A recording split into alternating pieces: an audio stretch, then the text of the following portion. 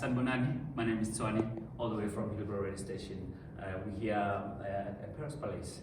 The aim is to cover everything that's happening on the event. For the day, we're celebrating and commemorating and actually remembering the mental health illness and the issues that we're dealing with in the country.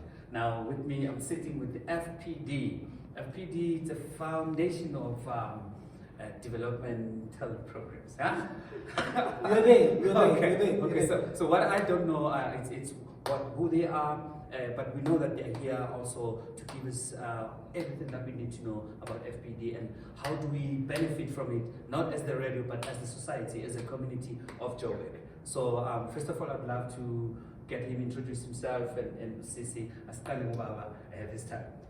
Molweni Balaleli, this is Malusi Wangangiti from the Foundation for Professional Development, FPD.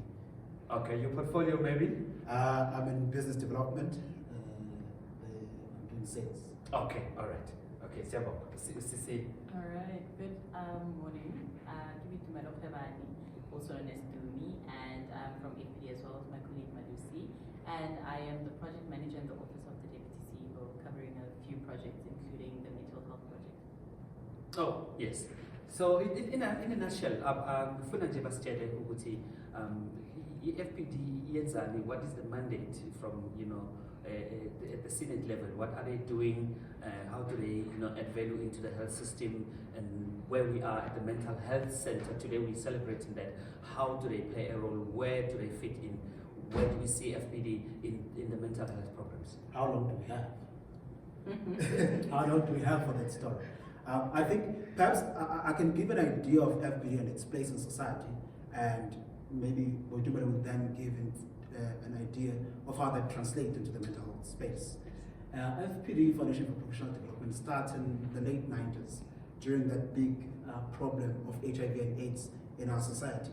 And at that time, there was a problem around training of healthcare professionals on handling HIV and AIDS.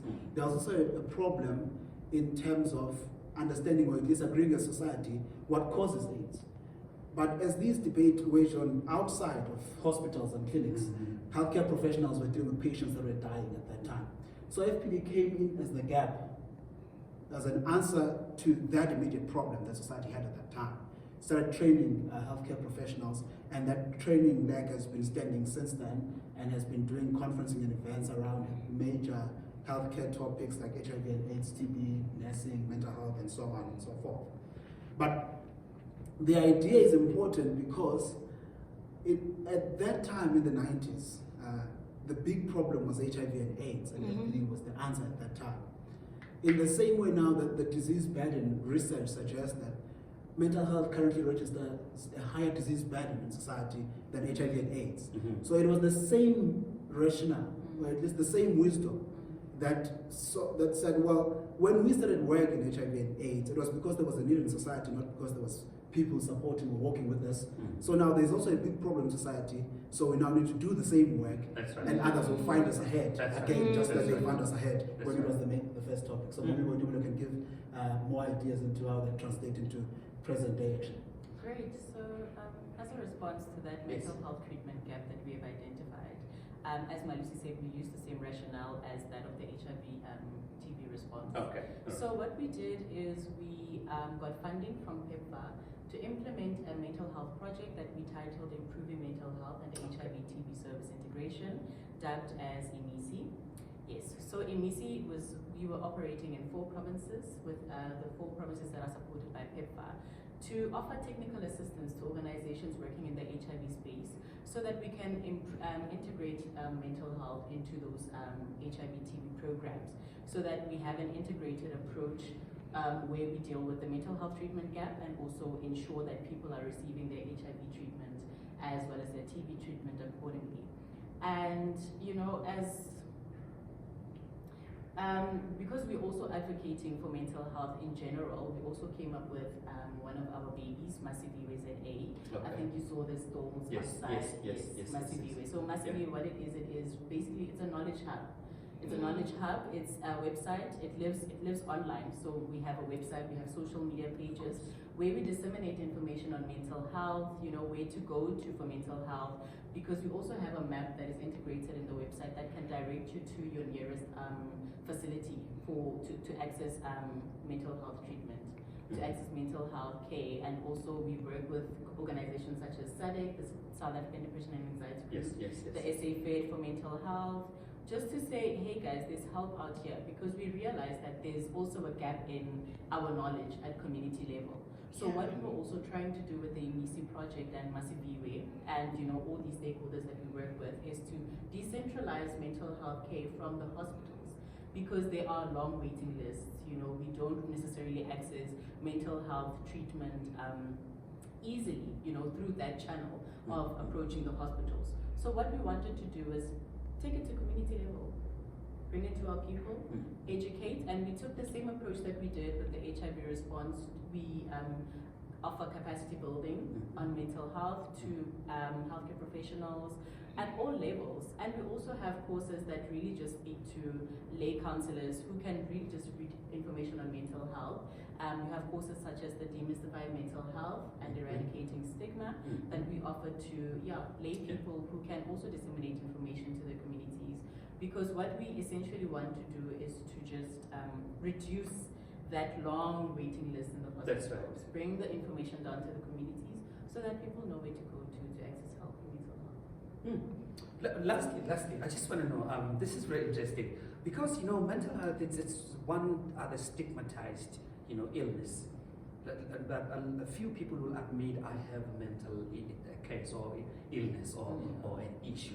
So how do you make sure that these clients, your people, find it easy to actually come for the services without being judged, without feeling that awkward to say, you're not well in your head? You understand? There is that stigma that's still running around. How do you make sure that you make it easy?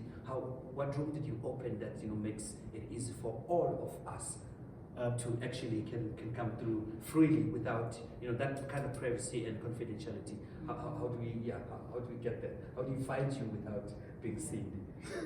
Maybe the problem is not necessarily being finding us without things, and of course one would try to make such possible for those that still do not want to be seen. But maybe the idea is to reach a point where people are seen finding help for mental health. Okay. For example, I, Madu Singidi, have mental health struggles and I take pills. It's a simple thing. It's a stigma issue, because really if we deal with all the most mental health issues, and just to Madu says this problem, there's the best path for treatment for Madu. Then half the job is done.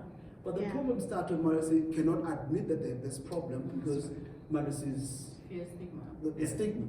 So the cultures around this, the religions that we are ascribed to, many other factors play a role into saying, don't do it. Don't do it. It's not that. Come on, you must be stronger than that. So the battle will always be stigma, which is why when she was mentioning the courses, there are many courses that have rolled out on mental health, others for healthcare professionals to take care of people who are struggling with mental health, others for healthcare professionals to take care of themselves, others for society in general, others for patients themselves. But there's also this one, demystifying mental health and eradicating stigma. That one was being rolled out last year. We went across the country, various provinces, taught various organizations, speaking to people in various parts of the country, saying the very same thing. You exhausted the concept. The stigma is the only barrier. Well, there are other barriers, but once you remove the stigma, they are so insignificant. And how's the better? And how's the turnout? Are they coming? Are we receiving the stats that make sense? That tallies with the effort that we're putting in. Yes. You know what? It's a struggling battle, but I believe we're getting there. We really are getting there. And I mean, the way that we've been curbing the stigma issue, the only way that you can do that is through building awareness. Yes. Once you are able to tell someone that, listen, this asibukhati, it's not madness. There is something else linked to it, and it's called a mental health condition. And once you describe the type of mental health condition that the person is struggling with, it becomes easy. And what do we do through that? We also debunk that stigma around it. And what we do eventually is link that person to the relevant help that they need. Then we see less people in the community stigmatizing. We see more people coming out in arms saying, you know what, I think what we wanted to achieve really is the same advocacy that we achieved for the HIV response. That's the same advocacy that we need to ensure that mental health stigma is debunked and that people get the treatment that Thank you so much. Remember, Babogeli, sorry, this can only be done through a collective approach. Without you, without him, without me, without FPD, without Helper Radio, we're not going anywhere. We need to preach the message. We need to deal with the stigma and make sure that nobody feels ashamed or embarrassed to come look for help, especially when it comes to mental health conditions, because this is the very reason why we're dealing with so much crime in the country, so much people going to jail, the GBV that's going on. It's based on, most of them are based on mental health cases that are not attended to. Thank you. Stay tuned. We're coming back.